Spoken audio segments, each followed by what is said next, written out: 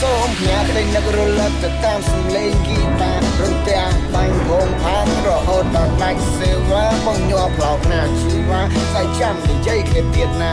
បងក៏ដឹងដែរថាអូននឹងអូនកិនអ្វីដែលមិនល្អប្រកបជាដេកស្រមៃ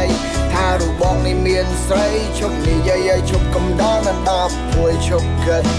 មិនភ្នែកទឹកក្មេងល្អគេងទៅអូនអើយយំជ្រៅហើយកិនច្រើនធ្វើអ្វី